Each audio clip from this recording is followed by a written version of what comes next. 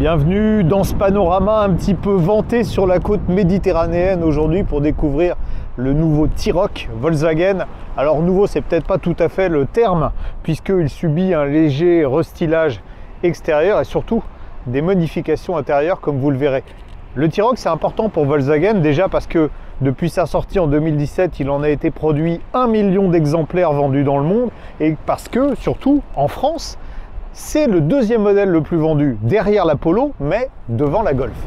Cette nouvelle version du T-Roc, ça n'est pas une révolution, tant mieux, parce que c'était un modèle à succès. Ça reste un SUV compact, 4,24 m de long. D'ailleurs, à noter qu'il est plus court qu'une Golf, qui fait 4,28 m. Les principales modifications sont à l'avant. Si on dispose des phares matriciels, comme c'est le cas ici, eh bien, on a un bandeau lumineux, vous voyez, au milieu de la calandre, qui va d'un côté à l'autre.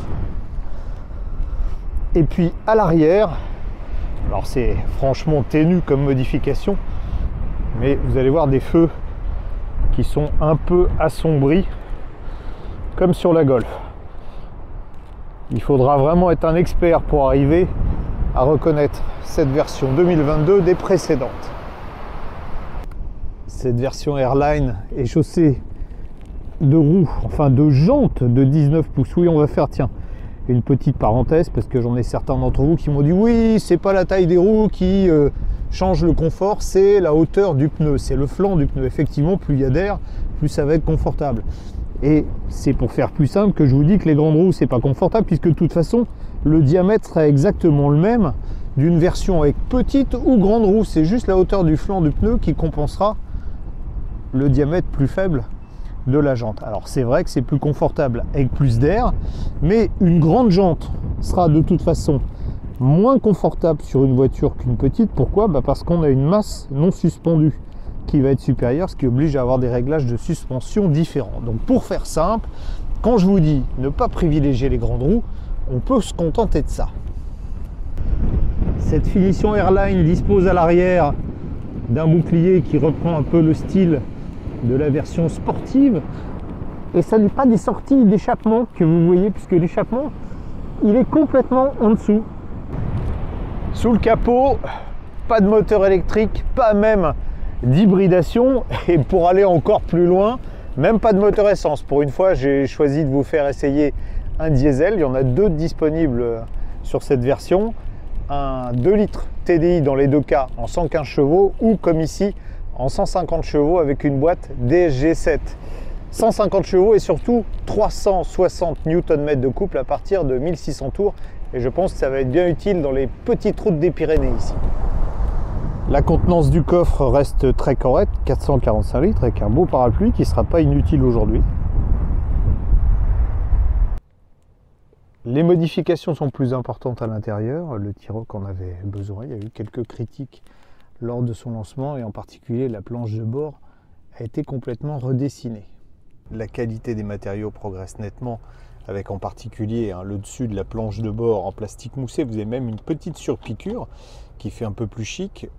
Bon, il reste certes des plastiques un peu gratte-gratte, mais on a des équipements qui eux aussi ont progressé, en particulier l'écran central. Il est de série d'une taille de 8 pouces sur tous les modèles. On peut avoir 9,2 pouces en option. Volkswagen a conservé sur cette version des boutons physiques.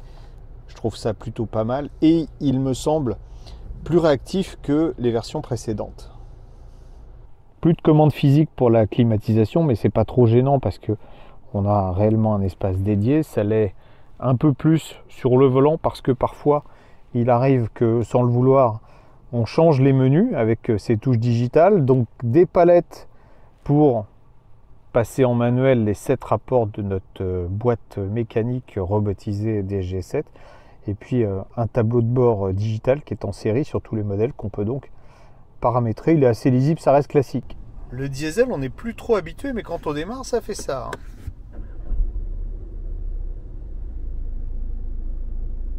Encore un peu de castagnette, bon, très légère. C'est vrai qu'on s'est peu à peu déshabitué de la sonorité des diesels sur les voitures neuves qu'on essaye. On en essaye très peu désormais. Bon, ce moteur-là est plutôt silencieux, si ce n'est quand on le sollicite un peu, mais rien de catastrophique. D'ailleurs, la voiture est plutôt confortable, malgré Alors je vais redire, les grandes roues, ou plutôt les pneus avec un flanc assez bas, donc avec assez peu d'air dedans, on a des petites trépidations, vous voyez, quand on est sur les aspérités, un raccord de la route. Mais en revanche, le confort général, c'est-à-dire le travail de la suspension en elle-même est plutôt bon, parce que ça préserve du confort tout en gardant une précision de conduite qui est appréciable ici, dans les virages, sur cette route des Pyrénées. On est passé du côté espagnol d'ailleurs, tiens.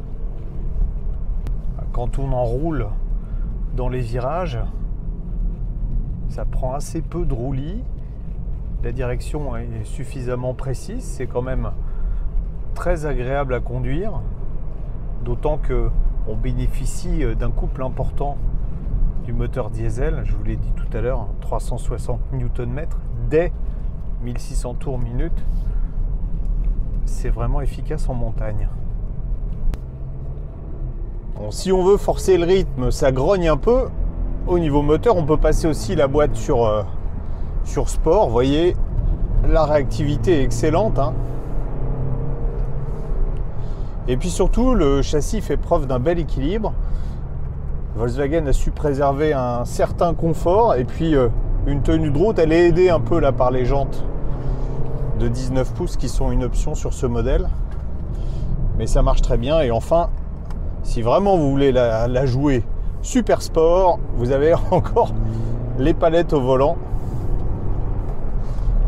Bon, on ne peut pas profiter pleinement de l'adhérence de la voiture parce que vous avez vu, c'est franchement mouillé par terre, mais on voit que ça tient bien le parquet. 110 km/h avec le micro d'ambiance de la caméra pour tester le niveau sonore à l'intérieur de ce T-Roc nouvelle génération, on va dire ça comme ça. On est à 67 décibels de moyenne. Bon, c'est un peu plus bruyant que des véhicules électriques, mais finalement, pas tant que ça. On est à 93 km/h et on est à 1000 tours. Pourquoi? Eh bien, parce que la voiture est en roue libre. Ça permet d'économiser du carburant et puis de compenser un peu l'absence d'hybridation sur le T-Roc, puisque aucun modèle, pour l'instant, n'est prévu, même avec une hybridation simple et encore moins une hybridation totale ou une hybridation rechargeable. La musique du clan des Siciliens, vous me direz quel rapport? Il n'y en a aucun, c'est juste que ça me fait plaisir. On est à 130 km/h sur l'autoroute et on va parler de la consommation. La conso qui s'établit, alors depuis notre départ, on a fait à peu près 200 km à une moyenne de 6,4 litres au 100. Et là sur autoroute, on est à 130 et on est à une consommation instantanée de 6,2 litres. Donc vous voyez que en fait, en roulant raisonnablement, on serait à 6 litres, alors qu'avec un véhicule essence, sur le même parcours, on aurait facilement 2 litres, peut-être même 2 litres et demi de plus. C'est là que le diesel reprendra l'avantage. Bien évidemment, vous l'avez compris, pas pour faire de la ville, mais ceux qui vont faire des grands trajets, ça a vraiment du sens. Si le temps ne s'est pas vraiment amélioré depuis le début de cet essai, en revanche, ce Volkswagen T-Roc a bien progressé sur ce qui était jusqu'à présent ses défauts, en particulier la qualité de fabrication à l'intérieur, désormais avec des matériaux beaucoup plus valorisants, la présentation de la planche de bord, à mon sens, évolué aussi dans le bon sens, et puis le design extérieur a plus de caractère pour ceux qui le trouvaient un peu fade jusque-là. Tout ça en conservant ses qualités, c'est-à-dire une bonne habitabilité, un grand coffre, et puis un compromis confort tenue de route qui est excellent. À cela, cette version diesel qui devrait représenter le diesel environ 25% des ventes de la voiture y ajoute un vrai tonus, on l'a vu principalement en montagne, et puis une bonne sobriété pour ceux qui seront des gros rouleurs. Le tout pour un tarif pour cette version plutôt positionné vers le haut de la gamme de 42 820 € avec un tout petit malus. Donc il devrait continuer à être un des SUV les plus vendus. C'est le 5e en France, le leader dans le segment, c'est le Peugeot 2008, mais ce 2008 a désormais un concurrent un peu plus sérieux qu'auparavant.